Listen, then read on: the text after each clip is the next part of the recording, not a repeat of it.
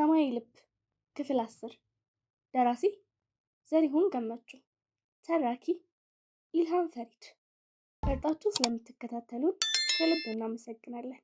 ሰብስክራይብ፣ ላይክ እንዲሁም ሼር በማድረግ ከጎናችን እንድትሆኑ በአክብሮት እንጠይቃለን።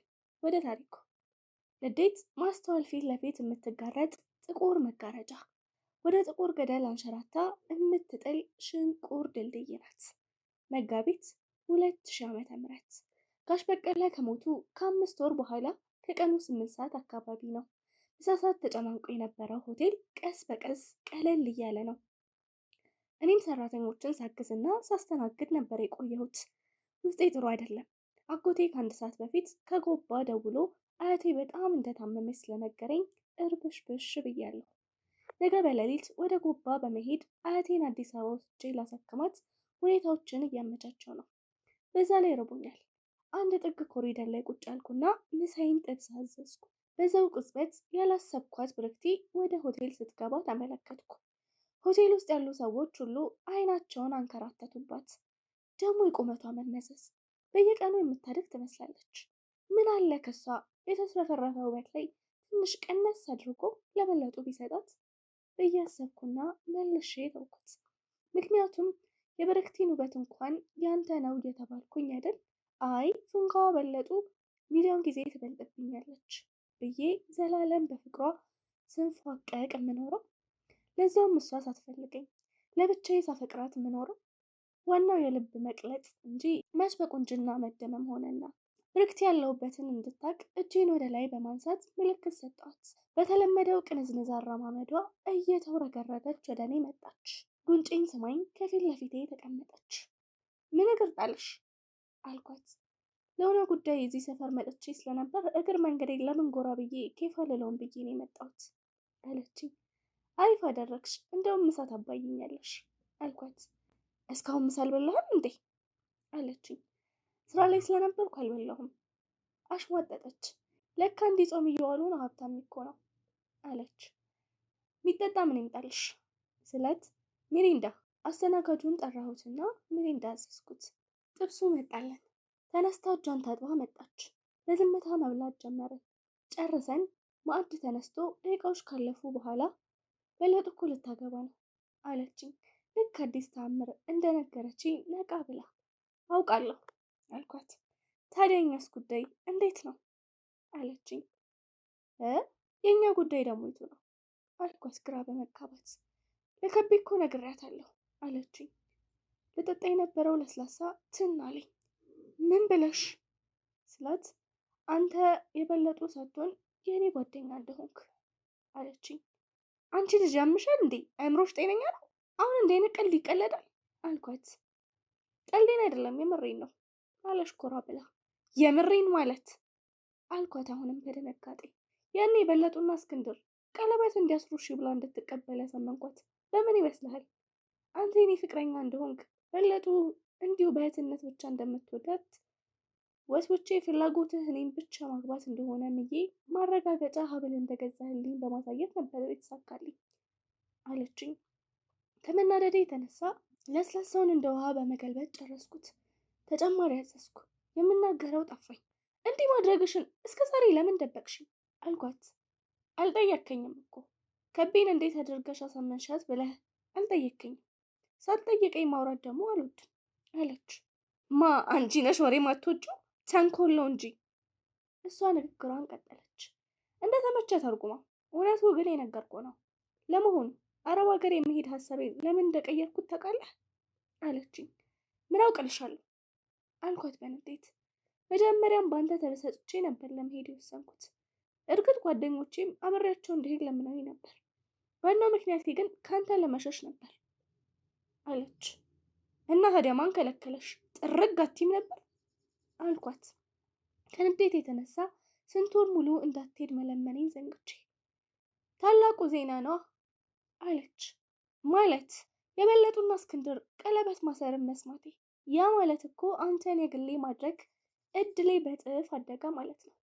በመካከላችን ተሰንቅሮ እንዳንጣመር እንቅፋት የሆነን ትልቁ ጥቁር መጋረጃ ተተረተረ ማለት አይደል አለች።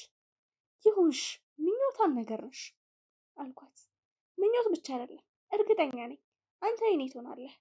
የቱንም ያክል አድክመኝ፣ ምንም ያህል ላቤን ላንጠፍጥፍ እንጂ አንድ ቀን ታግዬ ማሸነፍ አይቀርም።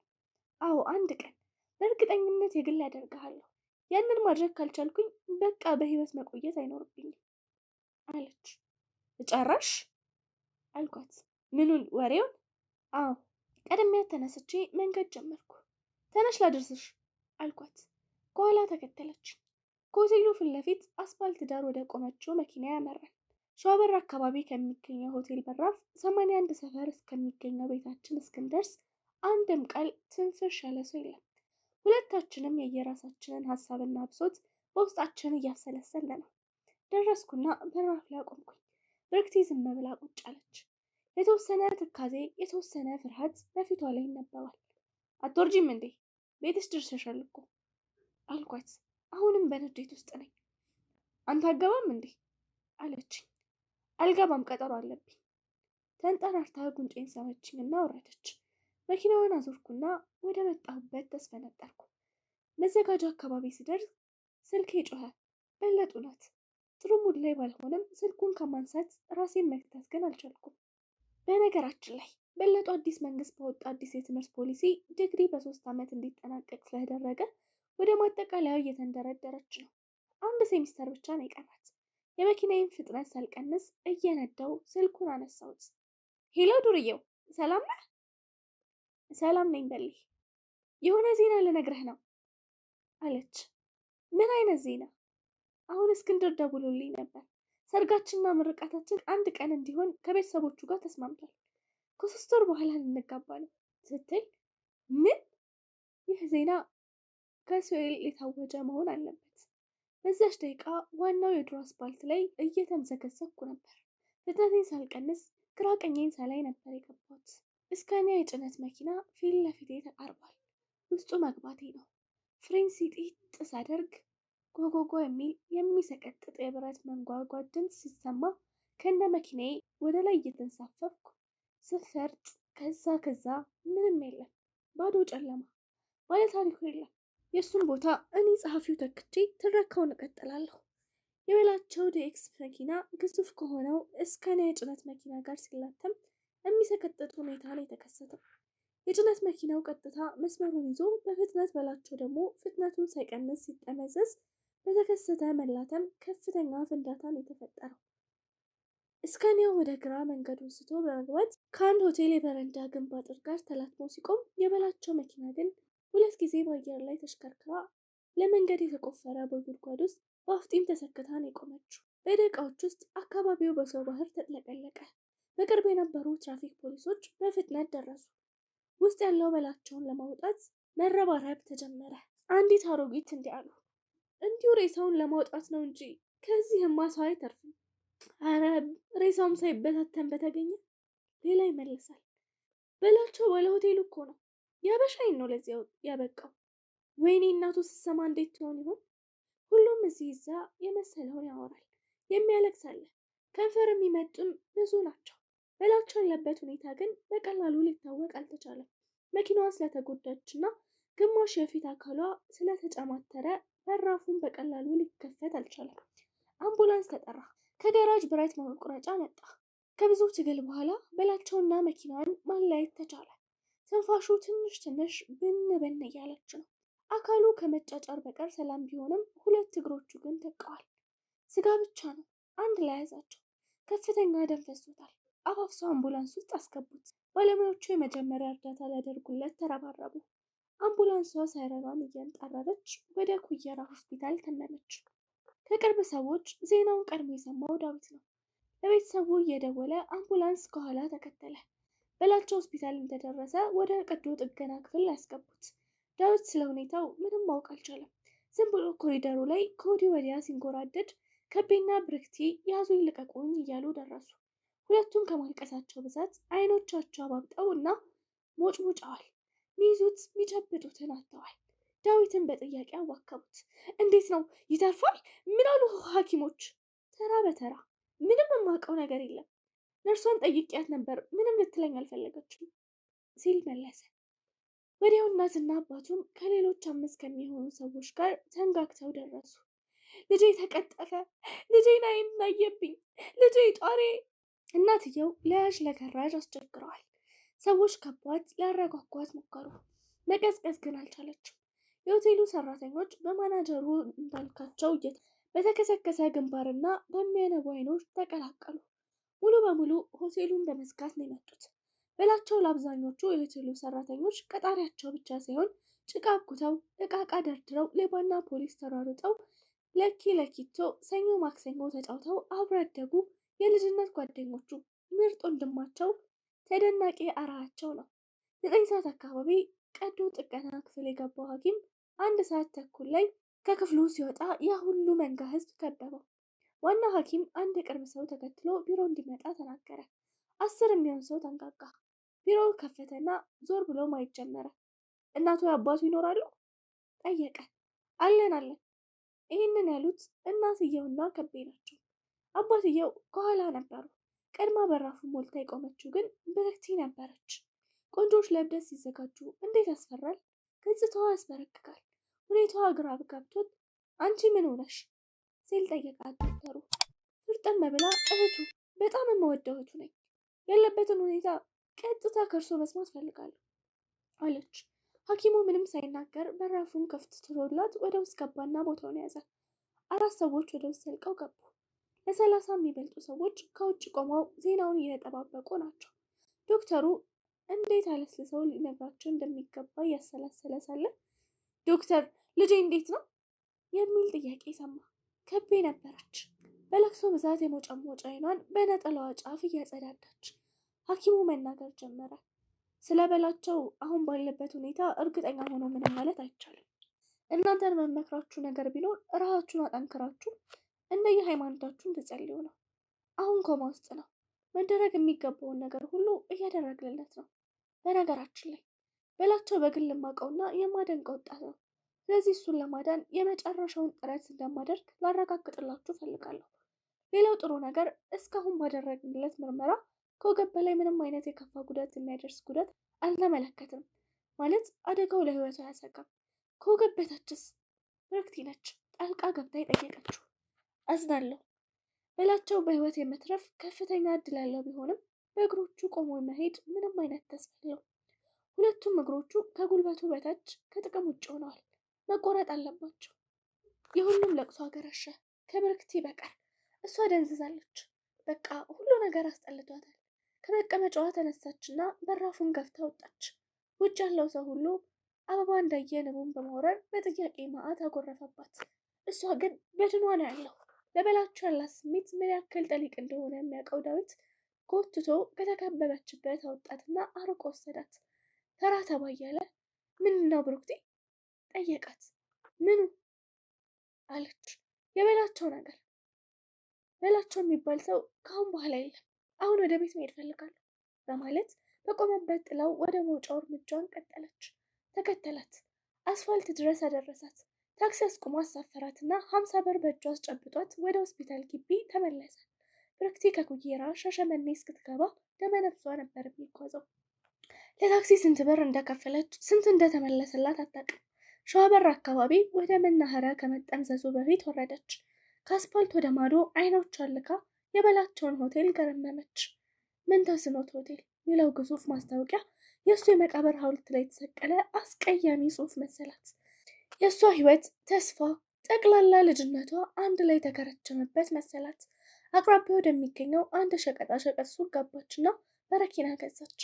ባለሱቅ በፌስታል ውስጥ ሰጣት። ተሳፍራ ወደ ሰፈሯ ሄደች። ማንም የሰፈር ሰው ሳያት ሹልክ ብላ ወደ ቤት ገባች። ከምሽቱ 2 ሰዓት ሊሆን 10 ደቂቃ ነበር የቀረው። ቢንያምና ሲሆን ግራ ገብቷቸው ሳሎን ተፋጠው ተቀምጠው አገኛቻቸው። ቢንያምም በላቸው ደህና ነው ብሎ ጠየቃት። ሰላም ነው በአጭሩ መለሰች። ይድናል አይደል? ዋሲውን ነበር። አዎ ይድናል ብለው ወደ በላቸው ክፍል ገባች። አልጋው ጠርዝ ላይ ተቀመጠች። ያመጣችውን በረኪና ከፌስታል ውስጥ አወጣችና አልጋው ላይ አስቀመጠችው። እንዴት ህይወት በእንዲህ ሽርፍራፊ ሰዓቶች ውስጥ እንዲህ ይጨልማል ስትል አሰበች። ልቧን ወደ ታች እየጎተታት ነው። ጭንቅላቷ እኩል 2 ቦታ የተከፈለ መስሎ እየተሰማት ነው። ኃይለኛ ራስ ምታት። በላቸው ቀጥታ እራሷ እንደገደለችው አድርጋ ነው የወሰደችው። ምን አንቀለቀለኝና ነው እሱ ጋር ሄድኩት?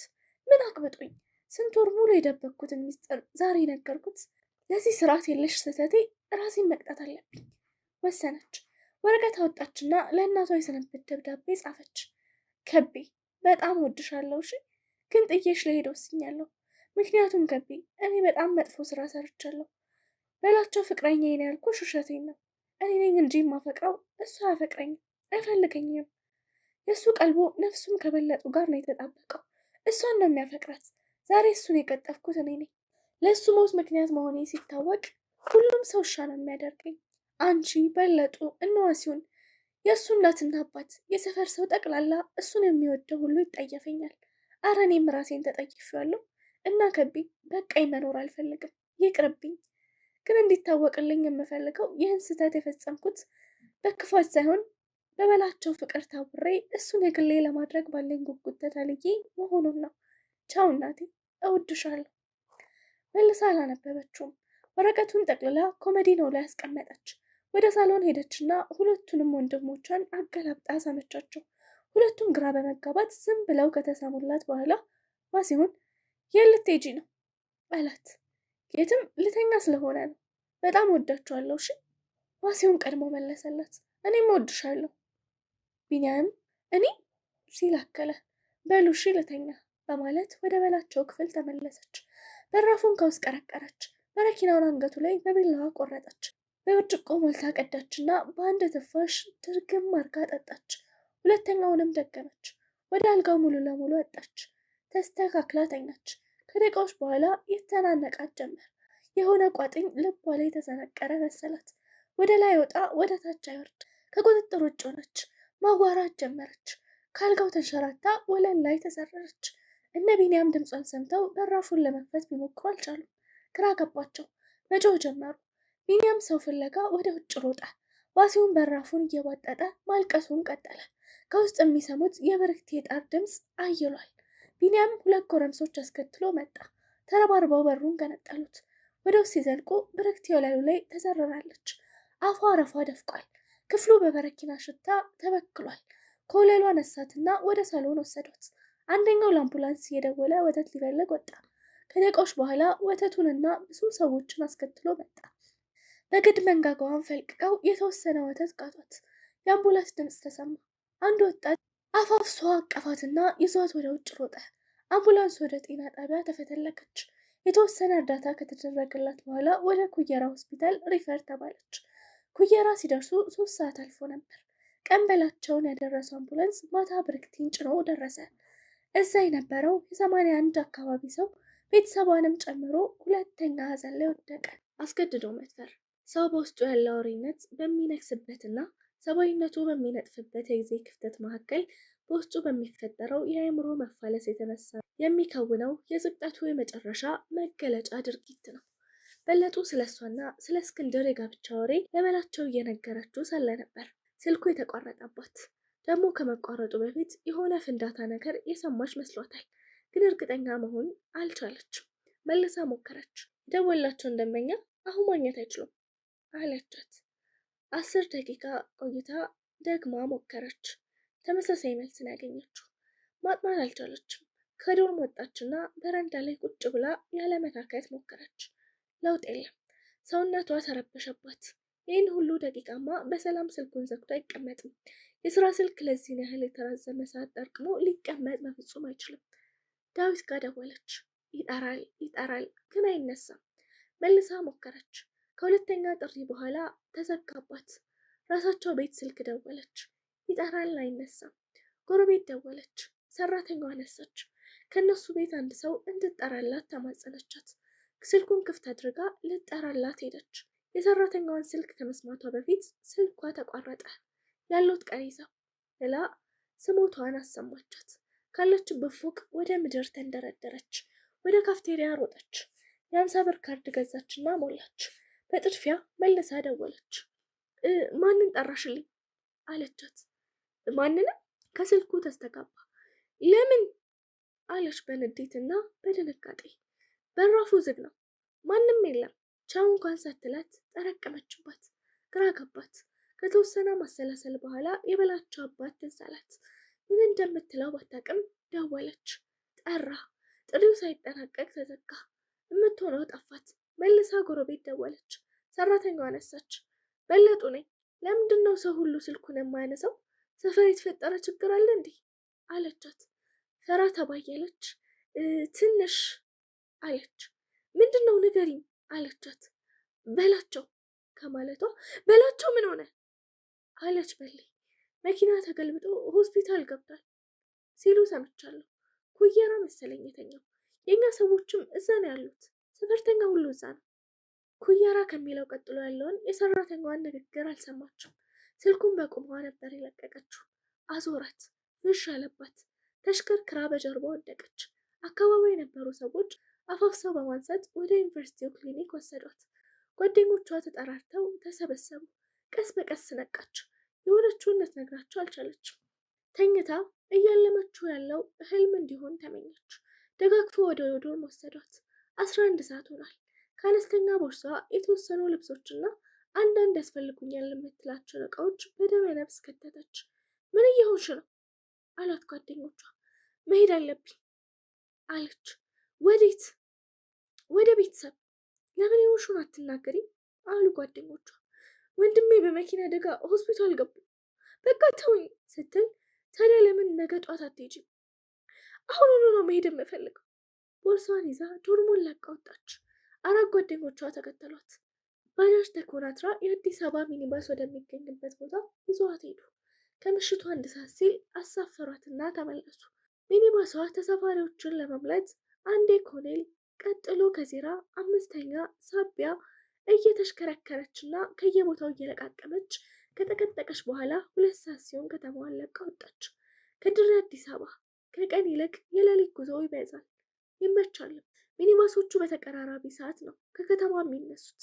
ባይነጋገሩም ይህ እንደ ደንብ ሆኗል። የዝርፊያን አደጋ ለመቀነስ የተሰየደ ዘዴ ነው። በየ1 ኪሎ ሜትር ርቀት ቢያንስ 1 ሚኒባስ ይታያል። የቤትና የጭነት መኪኖች አልፎ አልፎ ጣልቃ ይገባሉ። አብዛኛው የሚኒባስ ተሳፋሪዎች እንደተለመደው ቅሚያ ላይ ናቸው። በለውጡ ጩብ ብሎባታል። በድን ሆናለች። ሚሶ ስትደርስ ስልኳ ጮኸ። አልሰማቸውም። ከጎኗ የተቀመጡት አንድ አዛውንት ልጄ ስልክሽ አሏት። እንደ መባነን ብላ አነሳችው። ሄለው እስክንድር ነበር። ሄለው ኪያ አለው። ምን ነው? ምን ሆንሽ? የት ነሽ ደግሞ አላት። ሚኒባስ ውስጥ ስትል፣ የምን ሚኒባስ አለ። ወደ ሻሸመኔ እየመጣው ነው አለችው። ለምን? ምን ተፈጠረ ከማለቱ በላቸው ብላ መቀጠል አቃታት። በላቸው ምን ሆነ? መመለስ አልቻለችም። ተናነቃት። ስልኩን ዘጋችሁ። መልሶ ደወለ። ባትሪዋን ነቅላ አጠፋችሁ። በቃ ምንም ማውራት ምንም መስማት አልፈለገችም። 7 ሰዓት ተኩል አዋሽ ፍተሻ ደረሱ። ከ20 መኪኖች በላይ ለፍተሻ ወረፋ ይዞ ተሰልፈዋል። በቀን ስታልፍ የዚህ አይነት ትርምስ ገጥሟት አያውቅም። ቢሆንም ግን ግድ አልሰጣትም። የአካባቢውን ትዕይንት ለመታዘብ ምንም አይነት ሞራል አልነበራትም። ከ30 ደቂቃ ጥበቃ በኋላ ሁሉ ነገር ተጠናቆ ጉዞ ተጀመረ። በታራ ሲደርሱ ሾፌሩ መኪናዋን ጥግ ይዞ አቆመ። እሱ የተሳፈረችበት ብቻ ሳይሆን ቀድሟቸው የነበሩ መኪኖች ሁሉ ሰልፍ ይዘው ቆመዋል።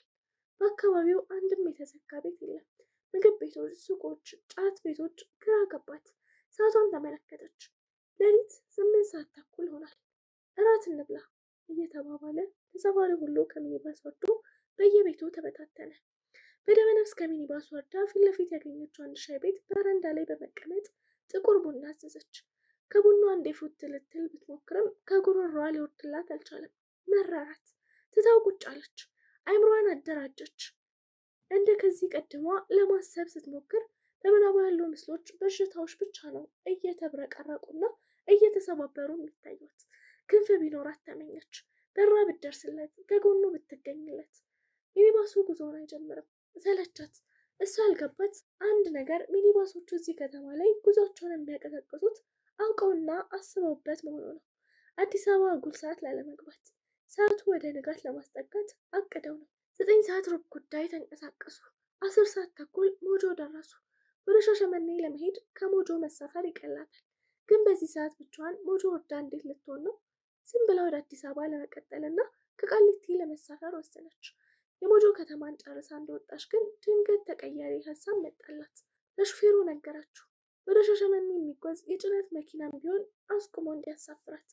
እርግጠኛ ነሽ አላት። አሁ በእናትህ። ተሳፋሪዎቹ ሁሉ ተቃወሟት። ምንም ልትሰማ አልፈለገችም። አንድ ሰዓት ሳይሆን ሻሸመኔ መግባት አለብኝ፣ በፈጣሪ አሳፍሩኝ ብላ ለመነች። ካልሽ ምን ቸገረኝ አለ ሹፌሩ። ደንካካ ሳይደርሱ አንድ ሸቀጥ የጫነ ኤፌሳር አገኘላት። ገቢና ገባች። ወደ ኋላ ተመልሳ ጉዞ ጀመረች። ሹፌሩ በሃያዎቹ መጀመሪያ ላይ የሚገኝ አፍላ ወጣት ነው። በዚህ ሰዓት ያጋጠመውን ሲሳይ ሲያስብ ማመን አልቻለም። ሞጆ ደርሰው ወደ ቀኝ እንደታጠፉ መኪናውን አቆመና ረዳቱን ባካ አጨናነከኝ ከላዩን በማለት ከገቢና አባረረው። መንገድ ቀጠሉ። ሹፌሩ ያወራል፣ መልስ ግን አያገኝም። እሷ ጭራሹንም እያዳመጠችው አልነበረም። ቆቃ ሲደርሱ ዱዳ ነሽ አላት። ሂሳብ ስንት ነው ስትል ጠየቀችው። የምኑ አለ። የትራንስፖርቱ ነው አለች በሰለቸው አነጋገር። አረ ሂሳብ በኔ ነው ሲል ድፍን 100 ብር ከቦርሳ ወጣችና ከሱ ፊት ለፊት ከሚገኘው የመኪና ቦርድ ላይ ያስቀመጠችለት። ለተወሰነ ጊዜ ዝም አላት። በቂ አካባቢ ሲደርሱ ንግግሩን እንደ አዲስ ጀመረ። ቆንጆ ነሽ አላት። አልመለሰችለትም። ከባልሽ ስር ጠፍተሽ ነው አለ ድጋሚ። በእናትህ ዝም ማለት አትችልም አበሳጨችው። ሁኔታዋን እንደ ንቀትና ጢባር ቆጠረው። ቆይ አበርድልሻለሁ ሲል በውስጡ ዛተ። በመቂና በዝዋይ ከተማ መካከል በሚገኝ የግራር ዛፍ እጅብ ያለበት አካባቢ ሲደርስ መኪናዋን ከአስፓልቱ አወረዳትና ወደ ዳር በመውሰድ ዛፎቹ መሃል አቆማት። ሞተሩን አጠፋ። አቀፋት። ቀና ብላ አየችው። በውስጧ ጥቁር ጥላቻ እየተጸነሰ ነው። የለበሰችውን ቀሚስ ወደ ላይ ሰብሰብ አደረገው። ዝም ብላ አፍጥጣ እያየችው ነው። የሆነ አውሬ ነገር መስሎ ታያት። አስፈሪ ቀፋፊ አውሬ። በሻከረና በደመቀ ድምፅ ምን ፈለክ አለችው። እንድንደሰት ነዋ አላት። በክብር ልትለቀኝና መንገድህን ልትቀጥል ትችላለህ? ምንም የፍራቻ ምንም የመርበትበት ስሜት ስላላየባት ግራ ገባው። ምኗን ብትተማመን ነው? የቢሾፍቱ መንፈስ ትሆን እንዴ ሲል ድንገተኛ ፍርሃት በልቡ ሽው አለበት። በተለምዶ የሚሰማው ትረካ ትዝ አለውና አይኖቹን ወደ እጆቹ ላከ። ትክክለኛ የሰው እግር ነው ያላት። ራሱን አጠነከረ። ወደ እሷ በደንብ ተጠጋት። ባላት ኃይል ገፍትራ ከመሪው ጋር አላተመችው። ምን አይነት እንስሳ ነህ? እኔ አሁን ያለሁበትን ችግር ታውቃለህ። በደል መሆን አይታይም? ሬሳይን እንኳን እስኪተው በልህ መናገር ጀመረች። ና ያው የምትፈልገውን አድርግ። ነገ ላገኘው ሰው ሁሉ አውሬ ነኝ፣ እንስሳ ነኝ። አንዷን እንስት ሌሊት አግኝቼ ዘነጣጠልኳት።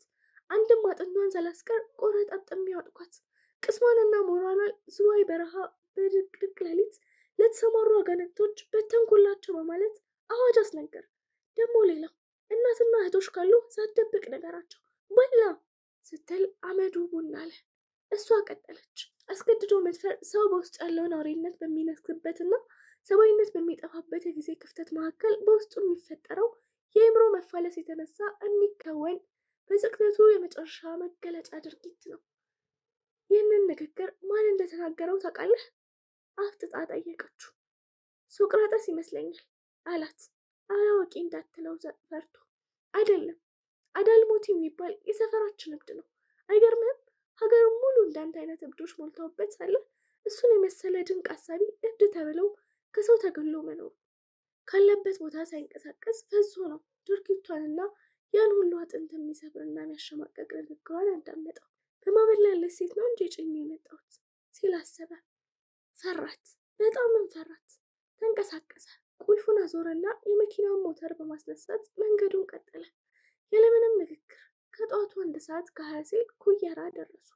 ሆስፒታል በራፍ ላይ እንዲያቆምላት ጠየቀች። አቆመላት። ቦርሷን ይዛ ወረደች። መንገዱን በመሻገር ከዘበኛው ጋር የተወሰኑ ቃላትን ከተለዋወጠች በኋላ ወደ ውስጥ ዘልቃ ገባች። ሹፌሩ መንገዱን ቀጠለ። ሹፌሩ በስራው እንዲያፈር አድርገዋለች። ሆስፒታል ተከትሏት ገብቶ ስለ ማንነቷ ሊያጣራ ሁሉ አስቦ ነበር።